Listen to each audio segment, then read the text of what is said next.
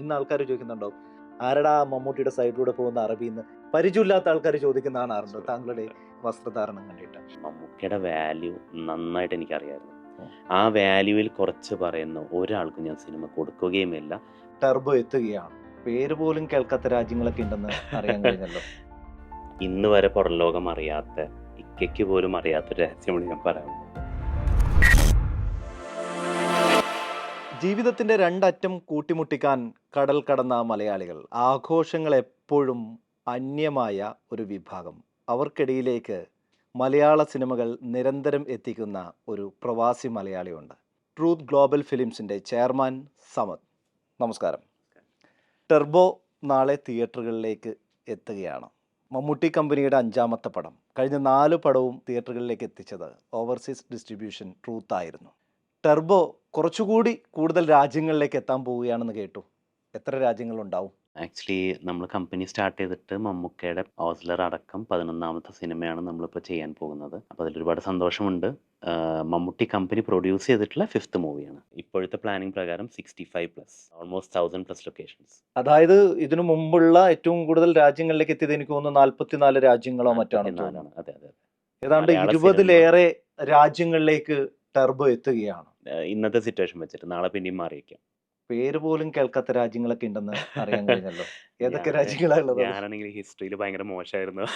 അത് കാരണം ഈ രാജ്യങ്ങളൊക്കെ എന്ന് വെച്ച് കഴിഞ്ഞാൽ നമ്മളിങ്ങനെ നോക്കിയിട്ട് നമ്മൾ ടീം വർക്കാണ് കേട്ടോ. ഒരിക്കലും ഒറ്റയ്ക്ക് എൻ്റെതല്ല. ഉം. ഒരു ടീം വർക്ക് വഴി നമ്മൾ ചെയ്യുന്നതാണ്. നമ്മളത് കറക്റ്റ് ചൂസ് ചെയ്ത് നോക്കി അതാത് രാജ്യങ്ങളിൽ എത്ര പേരുണ്ട്, എത്രത്തോളം മലയാളി പോപ്പുലേഷൻ ഉണ്ടെന്ന് നോക്കിയിട്ട് നമ്മൾ അവിടുത്തെ ഡിസ്ട്രിബ്യൂട്ടേഴ്സിനെ ഇവരൊക്കെ കോൺടാക്ട് ചെയ്ത് അങ്ങനെയാണ് നമ്മളത് ചെയ്തിട്ടുള്ളത്.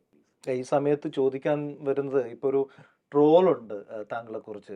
ഒരു പുതിയ രാജ്യം രൂപീകരിച്ചിട്ടുണ്ടെന്ന് കേട്ടു, എന്ന് പിന്നെ വേഗം അവിടെയും കൂടെ റിലീസ് ചെയ്യാൻ നോക്കൂ എന്ന് പറഞ്ഞിട്ട്. ജോർജ് ഏട്ടനാണ് എനിക്ക് ആ ട്രോൾ അയച്ചത്. ഈ പറയുന്ന രാജ്യങ്ങളിലൊക്കെ ഇത്രയും മലയാളികളുണ്ടോ? അതിലുള്ളൊരു കാര്യം എന്ന് പറയണത് ഞാൻ എൻ്റെ ഒരു തുറന്നൊരിത് പറയാം. മലയാളികൾ ഇക്കയെ സ്നേഹിക്കുന്നത് അതുപോലെ തന്നെ ഇന്ത്യക്കാർ ഇക്കാനെ സ്നേഹിക്കുന്നുണ്ട്. അതുപോലെ തന്നെ ഒരുപാട് അറബ് രാജ്യക്കാരും ഒരുപാട് അറബികളും ഒരുപാട് പുറം രാജ്യക്കാരും ഇക്കാനെ സ്നേഹിക്കുന്നുണ്ട്. അതാണ് നമ്മളെ പ്ലാന്. എല്ലാവരും കാണട്ടെ. അതാണ് അതിൻ്റെ ഒരു സിനിമ ഡിസ്ട്രിബ്യൂഷൻ, സിനിമയുമായി ബന്ധപ്പെട്ട മറ്റു കാര്യങ്ങളെല്ലാം ഈ മേഖലയെക്കുറിച്ച് അഗാധമായ അറിവും ഇതിൽ കളിച്ച ആൾക്കാരും ആണ് ഈ രംഗത്ത് അധികം കണ്ടിട്ടുള്ളത്. പക്ഷേ കഴിഞ്ഞ 10-20 വർഷത്തോളമായി ഖത്തർ എന്ന ഒരു രാജ്യത്ത് പ്രവാസ ജീവിതവുമായി നയിച്ചു പോകുന്ന ഒരു ചെറുപ്പക്കാരൻ, 37 വയസ്സോ മറ്റായിട്ടുള്ളൂ എന്നാണ് എൻ്റെ അറിവ്, അതെ അല്ലേ? അതെ. അങ്ങനെയുള്ളൊരു ചെറുപ്പക്കാരൻ എങ്ങനെയാണ് ഫിലിം ഫീൽഡിലേക്ക് എത്തുന്നത്? അത് പറയണമെങ്കിൽ ഒരുപാട് സ്റ്റോറി പറയാനുണ്ട്. പക്ഷേ നമ്മുടെ ഫസ്റ്റ് മൂവി എന്ന് പറയുന്നത് സ്വാഭാവികമായിട്ട് എന്ന് വെച്ചാൽ അതിലെനിക്ക് നന്ദി പറഞ്ഞു. ഞാൻ എപ്പോഴും നന്ദി പറയുന്നത് ഇക്കയോട് ആയതുകൊണ്ട്. കാരണം എന്ന് വെച്ചാൽ ഇക്കയാണ് എനിക്ക് ഫസ്റ്റ് മൂവി തരുന്നത്, പ്രീസ്റ്റ് തരുന്നത്. അന്ന് അദ്ദേഹം അർപ്പിച്ച അതേ അന്നാണെങ്കിൽ ഒരു വിശ്വാസം. 10-32 വയസ്സൊക്കെ ഉണ്ടാവുള്ളൂ, അല്ലേ? അതെ അതെ അതെ. സാധാരണ അന്ന് അദ്ദേഹം മമ്മൂട്ടിയുടെ ശ്രദ്ധയിൽപ്പെടണമെങ്കിൽ, അല്ലെങ്കിൽ ആ ഒരു സർക്കിളിൽ എത്തണമെങ്കിൽ, അയ്യോ അങ്ങനെയൊന്നുമില്ല. സിനിമയെക്കുറിച്ച് അത് ഒരറിവില്ലാത്ത ഒരാൾ. എന്നെ കൊണ്ടുപോകുന്നത് ആൻഡോ ചേട്ടനാണ്. ഉം. ആൻഡോ ചേട്ടനോടാണ് എനിക്ക് നന്ദി പറയേണ്ടത്. അത് എല്ലാ കാലത്തും നന്ദി ഉണ്ടാവും. ഉം. അദ്ദേഹത്തിന് എനിക്ക് എന്നെ അവിടെ കൊണ്ടുപോകേണ്ടത് അല്ലെങ്കിൽ ഇൻട്രൊഡ്യൂസ് ചെയ്യേണ്ടതിൻ്റെ ഒന്നും ഒരു ആവശ്യം ഉണ്ടായിരുന്നില്ല. അദ്ദേഹത്തിന് അല്ലാത്ത രീതിയിൽ തന്നെ ചെയ്യായിരുന്നു. പക്ഷേ അദ്ദേഹത്തിൻ്റെ നല്ല മനസ്സ്, അദ്ദേഹം പറഞ്ഞു നിങ്ങൾ ആദ്യമായിട്ട് ചെയ്യുന്ന ഒരു സിനിമയാണ്, അപ്പോൾ നിങ്ങൾ അത് ഇക്കയുടെ കയ്യിൽ നിന്ന് ആ അനുഗ്രഹത്തോടെ തുടങ്ങണം എന്നുകൊണ്ടാണ് ചെയ്തു തുടങ്ങുന്നത്. ഒരു പ്രത്യേക ഒരു ക്രൂഷ്യൽ പൊസിഷനിൽ എത്തി നിൽക്കുന്ന സമയത്ത് നമ്മുടെ കൂടെ ഉണ്ടായിരുന്നവർ അദ്ദേഹം ഒരാളൊരു പാർട്ട്ണറായിരുന്നു. കൂടെ ജോലി ചെയ്തിരുന്ന അവരായിരുന്നു കൂടുതൽ എക്സ്പീരിയൻസ്ഡ് ആയിട്ടുള്ള വ്യക്തികൾ. ഒരു പ്രത്യേക പൊസിഷനിൽ അവർ പറഞ്ഞു അവർ പിന്മാറുകയാണ്, ഇനി അവർ മുന്നോട്ട് വരുന്നില്ല എന്ന് പറഞ്ഞു. 7ഓളം സിനിമകൾ അന്ന് ചെയ്തിട്ടുണ്ടായിരുന്നു. ആ 7ഓളം സിനിമയിൽ മമ്മൂക്കയുടെ പ്രീസ്റ്റ് എന്ന് പറയുന്ന സിനിമയല്ലാതെ ബാക്കി എല്ലാ സിനിമയും വളരെ എന്താ പറയുക, വലിയ തട്ടിൽ തന്നെ പൊട്ടി. 6 സിനിമയിൽ നഷ്ടം വന്നു, ഒരൊറ്റ സിനിമ ലാഭം വന്നുള്ളൂ. പക്ഷേ 6 സിനിമയിൽ അതിനേക്കാൾ വലിയൊരു നഷ്ടം വന്നിട്ട് നിൽക്കുന്ന ഒരു പൊസിഷനിൽ അവർ പിന്മാറി. അപ്പോൾ ഞാനിതുമായിട്ട് മുന്നോട്ട് പോകണോ വേണ്ടേ എന്ന് കരുതി നിൽക്കുന്ന സമയത്താണ് ഫെബ്രുവരി 20-ാം തീയതി മമ്മൂക്ക പറയാണ്, ഭീഷ്മപർവം സമതേ നീ റിലീസ് ചെയ്തോ, ആ സിനിമ നീ റിലീസ് ചെയ്യണോട്ടാന്ന് പറഞ്ഞു. മാർച്ച് 3-ാം തീയതി അതിൻ്റെ റിലീസ് ഡേറ്റാണ്. കേവലം 8, 3, 11 ദിവസമേ ബാക്കിയുള്ളൂ. ഇന്ന് വരെ പുറം ലോകം അറിയാത്ത, ഇക്കയ്ക്ക് പോലും അറിയാത്ത, ഞങ്ങളുടെ കൂട്ടത്തിൽ ഞങ്ങളുടെ ട്രൂത്ത് ഫാമിലിക്ക് മാത്രം അറിയാവുന്ന ഒരു കാര്യം. ഞാൻ ആസ് എൻ ഇൻവെസ്റ്റർ മാത്രമായിരുന്നു ആ മുൻപത്തെ 7 സിനിമകൾ റിലീസ് ചെയ്തെങ്കിൽ കൂടിയിട്ട് അന്നുണ്ടായിരുന്ന ഓഫീസിൻ്റെ കീ എൻ്റെ കയ്യിലില്ല. ഓഫീസിനുള്ള ഇൻ്റർനെറ്റ് ആക്സസ് എനിക്കില്ല.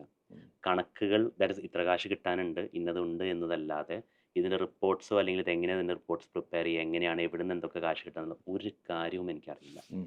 അങ്ങനെ ഒരു സാഹചര്യത്തിലാണ് ഇവർ ഇട്ടെറിഞ്ഞിട്ട് പോകുന്നത്. അപ്പോൾ ഇട്ടെറിഞ്ഞ് പോകുമ്പോൾ തന്നെ ഓൾമോസ്റ്റ് ഒരു 4 ലക്ഷം പുറത്ത് ദിർഹംസ് നമുക്ക് എക്സിബിറ്റേഴ്സിൽ നിന്ന് കിട്ടാനുണ്ട്. ഉം. ഈ കണക്കുകളും ഇവരെനിക്ക് തന്നിട്ടുണ്ടായിരുന്നില്ല. ഹൂവർ ഇറ്റ് ബി, നമ്മളൊരു പേരുകൾ ഇൻവെസ്റ്റർ ആയിട്ട് മാത്രമേ കണ്ടിട്ടുള്ളൂ അവര്. അല്ല, ഞാൻ ഇൻവെസ്റ്റർ മാത്രമായിരുന്നു. ആ. എനിക്കിതിനെപ്പറ്റി അറിവുകളില്ല. കാരണം എൻ്റെ ഒരു പക്ഷെ മേഖലയേ അല്ല ആ ഇത്. ഇട്ടെറിഞ്ഞു പോയവർ സിനിമയായിട്ട് നല്ല ബന്ധമുള്ള ആൾക്കാരായിരുന്നു.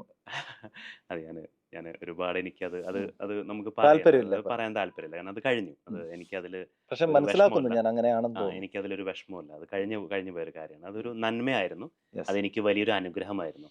ഇക്ക വിളിച്ചിട്ട് പറഞ്ഞു, 11 ദിവസം മുന്നേ ഇക്ക വിളിച്ചിട്ട് പറഞ്ഞു ഭീഷ്മറും എന്ന് പറഞ്ഞ സിനിമ റിലീസ് ചെയ്യണമെന്ന് പറഞ്ഞു. ഉം. അത് ഏറ്റെടുത്തു. ഒരു നോവും പറയാതെ ഞാനത് ഏറ്റെടുത്തു. ഉം. ഏറ്റെടുത്ത് നേരെ വരുന്ന നാട്ടിൽ നിന്നാണ് ഇത് പറയുന്നത്. നേരെ വരുന്നത് ദുബായിക്ക് വന്നിട്ട് ഞങ്ങളന്ന് 5 പേരുണ്ട്. ആ. 5 പേരെന്ന് പറയുന്നത് ഞാൻ, എൻ്റെ സുഹൃത്തായ സൂരജ്, റബിൻ, എൻ്റെ സഹോദരങ്ങളായ സർഫറാസും റാഷിദും. ഉം. ഈ 5 പേരോട് ഞങ്ങളൊരു ഇരുത്തം ഇരുന്നിട്ടുണ്ട്. ഉം. എവിടുന്ന് തുടങ്ങണം, എന്ത് ചെയ്യണം, ഒന്നും അറിയില്ല. ഉം. ഇത് എങ്ങനെ ഇത് മുന്നോട്ട് കൊണ്ടുപോകണം. നമുക്കിപ്പോൾ ഞാനൊരു റിയൽ എസ്റ്റേറ്റ് അല്ലെങ്കിൽ ഹോസ്പിറ്റാലിറ്റി ചെയ്യുന്ന ഒരു വ്യക്തിയാണ്. അപ്പോൾ അതിൽ എന്ത് ചെയ്യണം, ഒരു പ്രോപ്പർട്ടി എടുത്ത് എങ്ങനെ ലീസ് ചെയ്യണം, കാര്യങ്ങളൊക്കെ നമുക്കെല്ലാം നമുക്കറിയാം. കറക്റ്റായിട്ട് അറിയാം. അതെ. ഇതിൽ നമുക്ക് ഒരു അറിവുമില്ല. അങ്ങനെ പിന്നെ ഞങ്ങൾ ഗൂഗിൾ ചെയ്ത് നോക്കി. ഓ. കുറച്ച് അറിവുള്ള ഗൂഗിൾ ചെയ്ത് നോക്കി. ആ. ഗൂഗിൾ ചെയ്യുന്ന വെച്ച് കഴിഞ്ഞാൽ ഈ മൂവിയുമായിട്ട് ബന്ധപ്പെട്ട ടേംസ് ആണ്. ഈ KDM, ഉം. DCP, ക്യൂബ് വയർ ഉം. ക്യൂബ് വയറൊക്കെ ഞങ്ങൾക്ക് ഒരുപാട് ലേറ്റ് ആയിട്ടാണ് അറിയുന്നത്. ഉം. KDM ഉം DCP യും ഗൂഗിൾ ചെയ്ത് നോക്കിയപ്പോൾ ഞങ്ങൾക്ക് അറിയാൻ കഴിഞ്ഞു അതിൻ്റെ ടെക്നിക്കൽ ടേംസ് എന്താണെന്നുള്ളതൊക്കെ ഞങ്ങൾക്ക് അറിയാൻ കഴിഞ്ഞു. ഓക്കെ. അപ്പോൾ അങ്ങനെ നോക്കിയിട്ട് ഞങ്ങൾ സ്റ്റെപ്പ് ബൈ സ്റ്റെപ്പായിട്ട് ഓരോന്നോരോന്ന് പഠിച്ച് 11 ദിവസമുള്ളോട്ടോ ബാക്കി. ഉം. ഇതിൻ്റെ ഇടയിൽ മാർച്ച് 1 തീയതി നമുക്ക് ഇത്രയും വലിയൊരു സിനിമ റിലീസ് ചെയ്യണം. ഉം. അപ്പോൾ ഇത് വെറുതെ അങ്ങോട്ട് റിലീസ് ചെയ്യാൻ പറ്റില്ലല്ലോ. നമുക്ക് അതെ. വലിയ രൂപത്തിൽ തന്നെ ചെയ്യണം. അപ്പോൾ ഞങ്ങൾക്ക് പ്രൊമോഷൻസ് ചെയ്യണം. മാർച്ച് 1 തീയതി അന്ന് നമ്മുടെ ദുബായ് എക്സ്പോ നടക്കുന്ന സമയമാണ്. മാർച്ച് 1 ചരിത്രത്തിൽ തീയതി ആദ്യമായിട്ടാണ് ഒരു സിനിമ എക്സ്പോ വേദിയിൽ പ്രൊമോഷൻ എത്തുന്നത്. അത് ഭയങ്കര ഒരു അഭിമാനമുള്ള നിമിഷമായിരുന്നു. മാർച്ച് 1 തീയതി ഇക്കയെ അങ്ങോട്ട് കൊണ്ടുവരണം. അപ്പോൾ ഞങ്ങളെ സംബന്ധിച്ചിടത്തോളം ഞങ്ങളുടെ ഒരു കാര്യങ്ങളെന്ന് പറയുന്നത് ഞങ്ങൾ ഈ എക്സ്പോയിലെ കാര്യങ്ങളും ചെയ്യണം, സിനിമ റിലീസ് ചെയ്യുകയും ചെയ്യണം. ഈ ഓ. എക്സ്പോയിൽ പ്രൊമോഷൻസ് ചെയ്യുന്നതിനേക്കാൾ ഇമ്പോർട്ടൻ്റ് ആണ് സിനിമ റിലീസ് ആവുക കറക്റ്റ്. എന്നുള്ളത്. എന്നാൽ ഇതൊന്നും ഇക്കയ്ക്ക് അറിയില്ല. ഇക്കനെ അറിയിക്കാനും കഴിയില്ല. ഇതെല്ലാം അദ്ദേഹം അറിയുന്ന സ്വാഭാവികമായിട്ടും ആൾക്കാരെയാണ് ഏൽപ്പിച്ചതെന്നുള്ളൊരു ധാരണയായിരിക്കും ചിലപ്പോൾ മമ്മൂട്ടിക്ക് ധാരണയായിരുന്നു ഉണ്ടായിട്ടുണ്ടാവുക. അദ്ദേഹത്തിന്. കാരണം അദ്ദേഹത്തിന് പറഞ്ഞിട്ട് കാര്യമില്ല. ഇതിന് മുന്നേ 7ഓളം സിനിമകൾ റിലീസ് ചെയ്തിട്ടുണ്ട്. അപ്പോൾ അന്ന് അദ്ദേഹത്തിൻ്റെ ഒരു കൂടിയുള്ള ധാരണയും ആൾക്കാർ ഇപ്പൊ ഇല്ല എന്നുള്ളത് അറിയില്ല. അല്ല, അത് ഇക്കയ്ക്ക് അറിയാം. ഉം. പക്ഷെ ഇക്കയ്ക്ക് അറിയില്ല എനിക്ക് ഇത്രയും യെസ്. അറിവുകേടുണ്ട്, യെസ്. യെസ്. ഞാൻ ഇത്രയും ഒരു അറിവില്ലാത്തവനാണ് എന്നുള്ളത് ഇക്കാക്ക് അറിവില്ലായിരുന്നു. ഓക്കെ. ഓക്കെ. അപ്പോൾ അങ്ങനെ ഇത് ഏറ്റെടുത്തു. ഞങ്ങൾ ഇതൊക്കെ ഇങ്ങനെ ടെക്നിക്കലി അന്വേഷിച്ചു തുടങ്ങി. ആ. പോകുന്നിടത്തൊക്കെ തടസ്സങ്ങൾ. ഓ. കാരണം ഞങ്ങളുടെ മുകളിൽ നിൽക്കുന്നത് അല്ലെങ്കിൽ ഞങ്ങളുടെ ഓപ്പോസിറ്റിൽ നിൽക്കുന്നത് എല്ലാവരും പവർഫുള്ളാണ്. പിന്നെ ഞങ്ങൾക്ക് മനസ്സിലായി, ഞങ്ങൾ പലയിടത്തും അപ്രോച്ച് ചെയ്ത് ഓരോ സ്ഥലങ്ങളെ അപ്രോച്ച് ചെയ്യുമ്പോഴും അവരുടെ ഭാഗത്തുനിന്ന് ഓരോരോ മീറ്റിംഗ്സ് അറ്റൻഡ് ചെയ്യുമ്പോഴും എനിക്ക് മനസ്സിലാക്കാൻ കഴിഞ്ഞതെന്ന് വെച്ച് കഴിഞ്ഞാൽ, ഉം. നമ്മളെ പൃഥ്വിയുടെ ഒരു സിനിമ ഉണ്ടായിരുന്നു, ഇന്ത്യൻ റുപ്പി. ഉം. ജഗതി ചേട്ടൻ ഒരു വലിയൊരു പ്രോപ്പർട്ടി അദ്ദേഹത്തിന് കൊടുക്കുന്നു. എന്നിട്ട് ഇത് കൊടുക്കാൻ വേണ്ടി ശ്രമിക്കുമ്പോൾ അദ്ദേഹം മനസ്സിലാക്കുന്ന ആ ഒരു ഇതുണ്ട്, ഉം. ഉം. നമ്മളെ കയ്യിലിരിക്കുന്ന സാധനം വളരെ വലുതാണ്. ഉം. It is huge.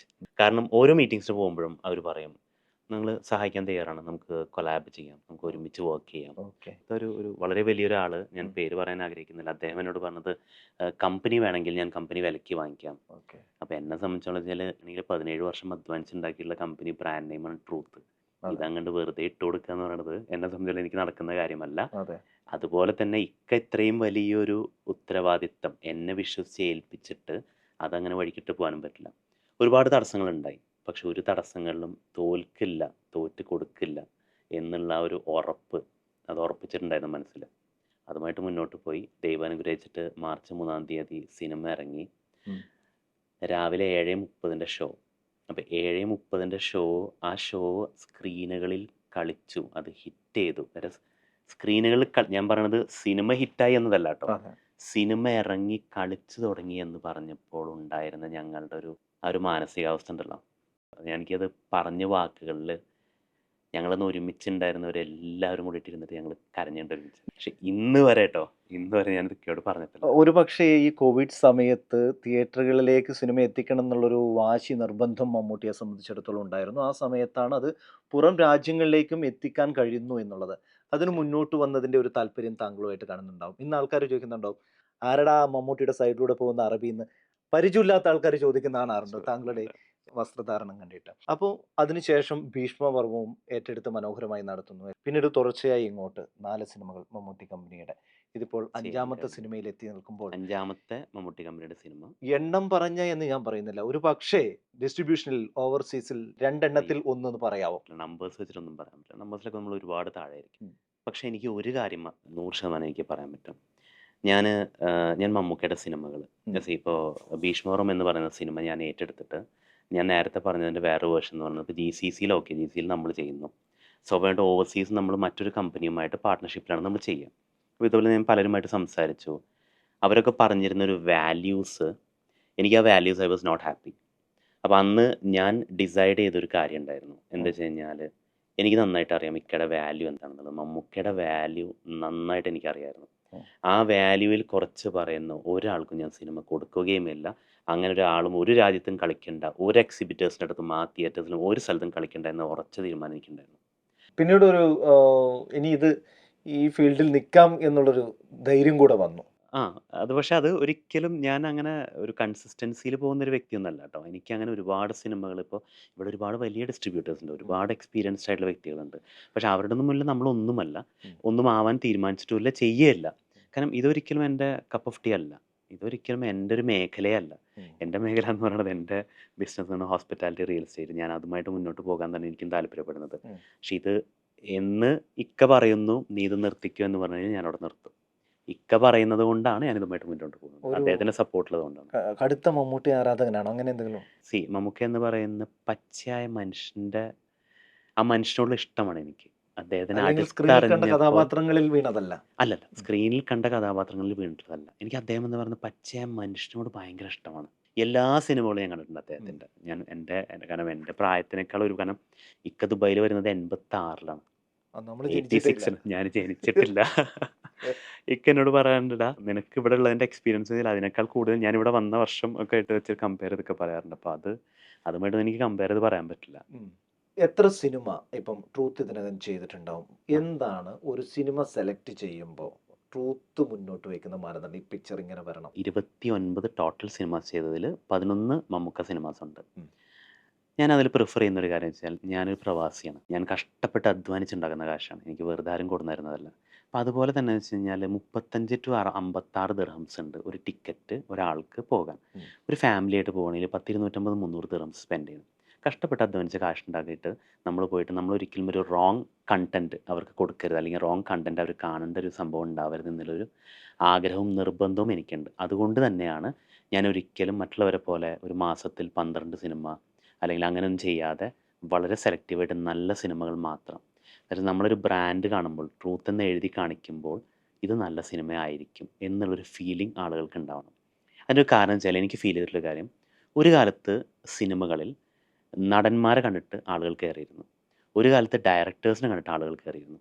ഇന്ന് പ്രൊഡക്ഷൻ കമ്പനി ഏതാണെന്ന് നോക്കിയിട്ട് ഓക്കെ മമ്മൂട്ടി കമ്പനി പ്രൊഡ്യൂസ് ചെയ്ത പടമാണ്, അപ്പോൾ നമ്മളത് കോൺഫിഡൻ്റ് ആണ്, നല്ല സിനിമയായിരിക്കും എന്നൊരു കോൺഫിഡൻസ് ആളുകൾക്ക് വന്നിട്ടുള്ളത് പോലെ എന്താണ് ഫോളോ ചെയ്യുന്നത് അതിൻ്റെ തൊട്ട് പിന്നിൽ തന്നെ നമ്മൾ ഫോളോ ചെയ്യുന്നത് വെച്ച് കഴിഞ്ഞാൽ ട്രൂത്തിൻ്റെ പേര് കണ്ടാൽ ആ ഒരു കോൺഫിഡൻസ് ആളുകൾക്ക് വരണം. ആ ഒരു മാറ്റം വന്നു തുടങ്ങിയിട്ടുണ്ട്. ഇപ്പം ടർബോ ഒരുപാട് രാജ്യങ്ങളിലേക്ക് എത്തുന്നു പറയുമ്പോഴും ഖത്തറിൽ ഇത്രയും ദോഹയിൽ ഇത്രയും മലയാളികൾ ഉണ്ടെന്ന് എനിക്കറിയില്ലായിരുന്നു എന്ന് മമ്മൂക്ക കഴിഞ്ഞ ദിവസം പറഞ്ഞല്ലോ. അതെ. അങ്ങനെ ഒരു വലിയ ഫിലിം പ്രൊമോഷൻ ഒന്നും നടക്കാത്ത ഒരു രാജ്യമാണ്. അവിടെ എത്ര ആൾക്കാരെ കൂട്ടിയിട്ട് ഇതുപോലുള്ളൊരു വലിയൊരു ഫിലിം പ്രൊമോഷൻ നടത്താനുള്ള ഒരു കാരണം എന്തായിരുന്നു? എവിടൊക്കെ തൊട്ടിട്ടുണ്ടോ അവിടൊക്കെ പൊന്നായിട്ടുണ്ട്. അവിടൊക്കെ എന്ന് വെച്ച് കഴിഞ്ഞാൽ ഇപ്പോൾ UAE സ്വാഭാവികമായിട്ട് അദ്ദേഹം ചെയ്തുകൊണ്ടിരിക്കുന്നുണ്ട്. ഖത്തർ മാർക്കറ്റ് എനിക്ക് വളരെ അഭിമാനത്തോടെ പറയാൻ പറ്റും. 2022 ഭീഷ്മപർവത്തിലാണ് വരുന്നത്. അവിടം തൊട്ടിട്ട് ഖത്തർ മാർക്കറ്റിൽ വന്നിട്ടുള്ള ഡിഫറൻസസ്, അവിടെ വന്നിട്ടുള്ള ഫുഡ് ഫോൾസ് എത്രത്തോളം കൂടിയിട്ടുണ്ടെന്നുള്ളത് എനിക്ക് നന്നായിട്ട് അറിയാം. കാരണം ഞാൻ പഠിക്കാൻ ലേറ്റ് ആയെങ്കിൽ കൂടിയിട്ട് ഞാൻ പഠിച്ചു വന്നപ്പോൾ പിന്നോട്ടുള്ള സിനിമകളുടെ പലതിനും ഫുഡ് ഫോൾസ് നോക്കിയപ്പോൾ ഇത്രയും ഫുഡ് ഫോൾസ് ഉണ്ടായിരുന്നില്ല. അപ്പോൾ ചെന്ന് തുടങ്ങിയപ്പോൾ അവിടെ ഡിഫറൻസ് വന്നു തുടങ്ങി. ഇതിൻ്റെ ഭാഗമായിട്ട് ഞാൻ ഇക്കയോട് റിക്വസ്റ്റ് ചെയ്തിട്ടുണ്ട്, ഇതുപോലെ തന്നെ നമുക്ക് പല രാജ്യങ്ങളും വിസിറ്റ് ചെയ്താൽ ആ ഡിഫറൻസസ് വരും. 3 പതിറ്റാണ്ടിന് ശേഷമാണ് സൗദി അറേബ്യയിലൊക്കെ തിയേറ്റർ തുറക്കുന്നത്. അതെ. ഇനി സൗദിയിലേക്കും കാണാൻ പറ്റുമോ ആ ഒരു മാറ്റം? ഇൻഷാ അല്ലാ. സൗദിയിലും ഇതുപോലുള്ള ഫിലിം പ്രൊമോഷനൊക്കെ ട്രൂത്തിന്റെ ഭാഗത്ത് നിന്ന് പ്രതീക്ഷിക്കാൻ കഴിയുമോ? പെർമിഷൻ തരുകയാണെങ്കിലും അദ്ദേഹത്തിൻ്റെ സമയത്തിനനുസരിച്ച് അദ്ദേഹം വരികയാണെന്നുണ്ടെങ്കിലും സൗദി, കുവൈത്ത്, ഒമാൻ, ബഹ്റൈൻ എല്ലായിടത്തും വിസിറ്റ് ചെയ്യും. അതെ. ഏതൊക്കെയാണ് ഇനി ട്രൂത്തിന്റെ വരാനിരിക്കുന്ന പുതിയ സിനിമകൾ? ഞാൻ നേരത്തെ പറഞ്ഞ പോലെ നമ്മളങ്ങനെ ഒരുപാട് ബാക്ക് ടു ബാക്ക് മൂവീസ് ചെയ്യുന്നവരല്ല. ആ പക്ഷേ എന്നാലും കമ്മിറ്റ് ചെയ്ത് വെച്ചിട്ടുള്ള മൂവി എന്ന് പറഞ്ഞാൽ ഒന്ന് ഇക്കയുടെ മൂവിയാണ് ബസൂക്ക എന്ന് പറഞ്ഞ സിനിമയാണ്. ബസൂക്ക. അത് കമ്മിറ്റഡ് ആണ്. ഉം. പിന്നെ ഖാലിദ് റഹ്മാൻ ഡയറക്റ്റ് ചെയ്യുന്നതും അദ്ദേഹം പ്രൊഡ്യൂസ് ചെയ്യുന്ന ഒരു സിനിമ കമ്മിറ്റ് ചെയ്തിട്ടുണ്ട്. ഓക്കെ. അത് കൂടാതെ വലിയൊരു ലിസ്റ്റ് തന്നെയുണ്ട്. വലുതൊന്നല്ല, ഇതൊക്കെ ചെറുതാണ്, ഇതൊക്കെ വളരെ ചെറിയ ലിസ്റ്റാണ്. ഒരുപാട് നല്ല സിനിമകൾ പ്രേക്ഷകരിലേക്ക് എത്തിക്കാൻ താങ്കൾക്ക് കഴിയട്ടെ എന്ന് താങ്ക് യു, ആശംസിക്കുന്നു. Thank you, thank you.